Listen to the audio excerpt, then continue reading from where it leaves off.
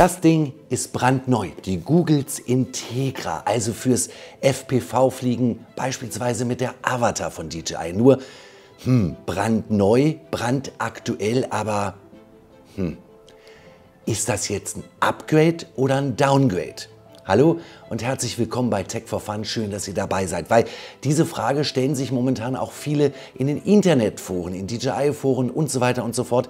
Was steckt hinter den Googles Integra? Ich nochmal hallo, kurz zwischendurch. Ich bin gerade im Schnitt und guck mir das an, höre es an, schneide es und ich sage die ganze Zeit DJI Googles. Hey, hallo, Goggles, Doppel-G, nicht Doppel-O. Ich krieg's gar nicht raus. Ich sag's jetzt nochmal richtig. DJI Goggles Integra, nicht DJI Googles Integra. Weiter im Film. Also einige Sachen wurden gekürzt, andere Sachen wurden hinzugegeben und so weiter und so fort. Ich bin ratlos, aber wir bringen jetzt Licht ins Dunkel. In diesem Video Unboxing. Wir gucken uns die Menüführung an und schauen natürlich im 1:1 Vergleich, was wurde erneuert, was wurde vielleicht weggelassen, was ist besser, was ist schlechter. Aber jetzt nicht lang quatschen, los geht's. Wenn DJI etwas Neues rausbringt, ist das meistens ein spannendes Produkt. Hier haben wir die interne Typenbezeichnung RCDS13. Was steckt dahinter? Genau, die Integra. Ist das der Nachfolger? Ist das Upgrade, Downgrade, hatten wir ja gerade schon gesagt. Wir gucken erstmal in die Packung rein. Sodele. Wie immer DJI typisch toll verpackt. Hier klar beschriftet alles. Und auch schön, ja, die können halt Verpackungsdesign ähnlich wie Apple. So, hier ist sie nun.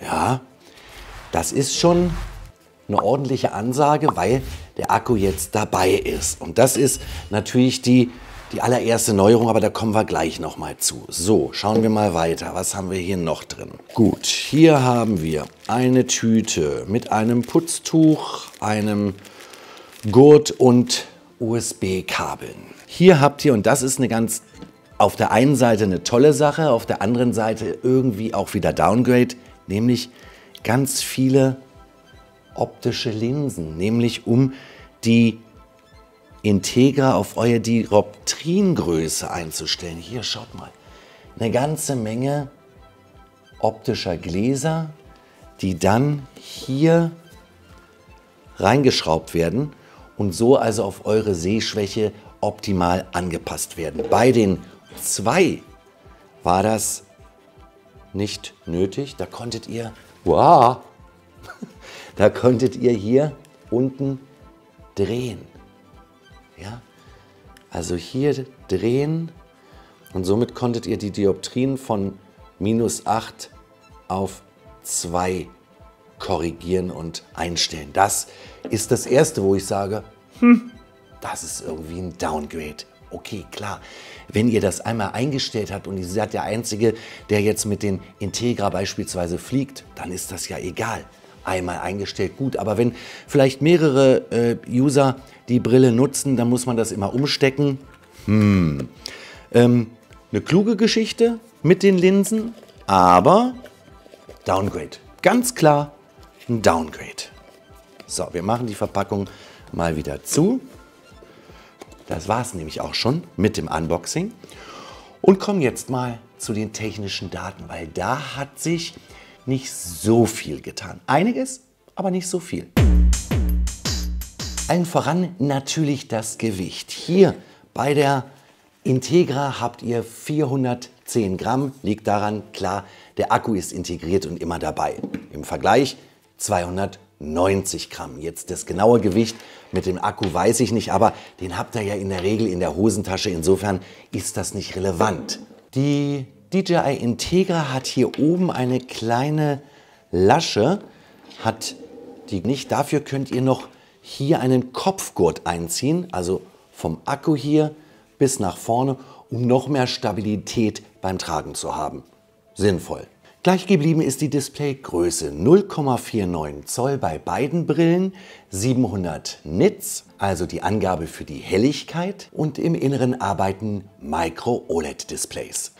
Die Auflösung liegt bei 1920 x 1080, also Full HD und 100 Hertz in der Bildwiederholfrequenz. Auch 1:1, gleich kein Punkt für eine der beiden Brillen. Kommen wir zum Sichtfeld und da hat sich tatsächlich etwas verändert. Hier bei der Integra habt ihr 44 Grad und bei den sind es 51.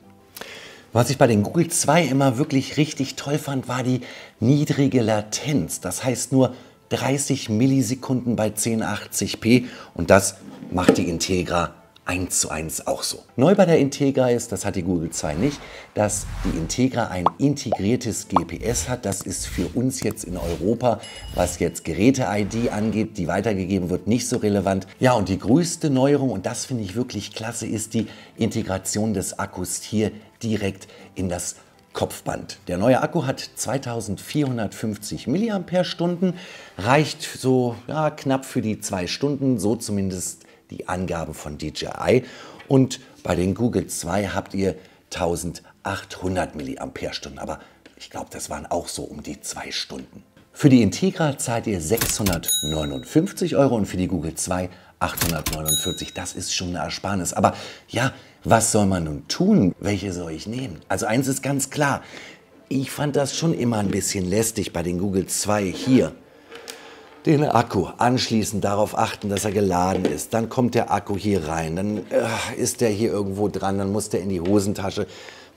Das ist nicht schlimm, aber nicht ideal und nicht optimal. Das hier ist natürlich wirklich klasse.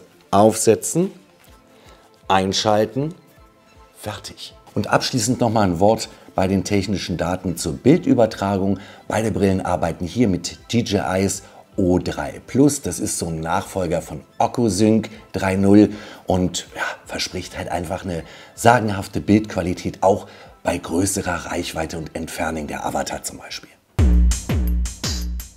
Dann jetzt ganz kompakt mal, was fehlt, was ist dabei. Was fehlt? Die Dioptrieneinstellung, das hatten wir gerade schon besprochen. Aber was fehlt noch? Hier bei den Google 2 habt ihr auf der Seite ein Touch-Display. Das hier. Das heißt, damit könnt ihr touchmäßig durchs Menü gehen, Doppelklick, zurück, rechts, links und da navigieren. Hier bei der Integra ist das weggefallen. Ihr seht hier die klassische DJI Batterieanzeige. Dafür habt ihr hier einen Joystick, einen 5-Wege-Joystick, 4 Wege normal, rechts, links, oben, unten und draufdrücken zur Bestätigung. Dann hier eine Zurücktaste und dann habt ihr auf der anderen Seite den Einschalter und unten die USB-Schnittstelle. Ihr könnt selber in der Brille aufnehmen. Das heißt, ihr habt hier vorne jetzt einen SD-Kartenschlitz. Der war vorher hier auf der Seite. Hier habt ihr ja auch einen Kopfhöreranschluss. Den gibt es auch nicht mehr. Also hier, das ist etwas gewandert. Das ist jetzt nicht so relevant. Gut gemacht, DJI. Die Integra kann auch benutzt werden, wenn sie geladen wird. Das heißt, ihr könnt mit einer Powerbank an USB-C rangehen und während des Betriebs laden. Das finde ich richtig klasse. Und dann gibt es ein Gerücht, das ich immer wieder gelesen habe in den vergangenen Tagen. Kein Head-Tracking hier in der Integra. Das wäre wirklich echt traurig, aber das probieren wir jetzt gleich aus. Und ich denke, wir probieren das jetzt auch mal aus. Wie funktioniert das Ganze? So, ich habe sie schon gekoppelt, damit das hier nicht zu lange dauert. Normalerweise bei den Google 2 geht ihr jetzt hier rechts hin und fahrt hier Touch-Display-mäßig durch die Menüs. Hier anders, oben, super. Okay, runter, hoch, Status, einmal raufdrücken. Damit ihr das mit den Menüeinstellungen auch gut sehen könnt, mache ich mal eine Bildschirmaufnahme und habe gleichzeitig die DJI Fly App geöffnet. Hier ganz einfach verbunden mit einem Lighting auf USB-C-Kabel. Es geht auch um OTG-Kabel. Und das Tolle ist, war aber bei den Google 2 auch schon, eure Zuschauer oder Gäste oder Freunde können dann auch genau mitsehen, was ihr in der Brille seht. Und jetzt nochmal in die Menüs rein. Genau, also hier oben 5-Wege-Joystick, runter, hoch, easy. Einstellungen raufdrücken, runter, hoch, Display, Helligkeit. Ja, das gefällt mir deutlich besser als vorher bei den Google 2 hier dieses Touch-Display. Da hat man sich oft verklickt man, wo muss ich das jetzt machen? Das ist super. Dann gibt es eben auch hier oben, und wenn man sich noch nicht genau auskennt, dauert es hier die Rücktaste und ihr kommt wieder ins normale Menü oder ihr müsst einfach den Joystick einmal kurz ansprechen. Und jetzt hier Kopfsteuerung. Kopfsteuerung ist nicht aktivierbar. Nicht aktivierbar. Kann das tatsächlich sein?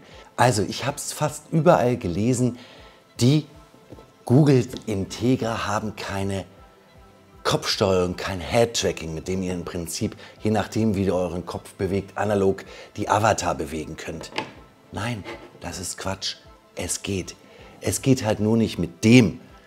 Hätte ich eigentlich wissen müssen. Weil, wenn ich jetzt den normalen Motion Controller nehme, das ist der hier, das ist die 1er-Version. Es gibt ja jetzt schon eine 2er-Version. Jetzt passt auf.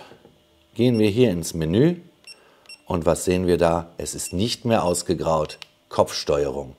Also, ganz klar, die Integra kann auch die Kopfsteuerung. Fast 200 € preiswert. Deutlich, wirklich deutlich besser in der Handhabung. Das ist halt einfach wirklich klasse. Zack, aufsetzen, flugbereit. Dann, klar, einige Sachen sind weggefallen. Aber, und ich dachte am Anfang, ach Mensch, das schöne Touch-Display der Google 2, das fand ich irgendwie toll. Aber toll reicht nicht. Das hier mit dem Joystick ist viel, viel, viel bequemer. Das geht schneller, 5 Wege, oben raufdrücken, eine Rücktaste, das ist gut. Also von den Funktionen her ist die Integra ungefähr gleich zu den Google 2. Ebenbürtig würde ich sagen, absolut. Nur 200 € preiswerter und dann der Komfort. Aufsetzen, keine Kabelverbindungen, losfliegen. Das ist wirklich klasse. Ja, was sich DJI jetzt dabei gedacht hat, warum sie nicht gesagt haben, Integra, klar, auch mit Dioptrieneinstellung und den anderen Geschichten, warum sie da abgespeckt haben, weiß ich nicht. Aber vielleicht, und so munkelt man auch oder so hört man im Netz auch hin und wieder, vielleicht ist die Integra schon so ein kleiner Vorbote für einen Nachfolger. Für einen Nachfolger hier von der Avatar. Ich weiß es nicht. Auf jeden Fall, wenn ich jetzt entscheiden müsste, rein aus Bequemlichkeit, würde ich mich für die Integra entscheiden.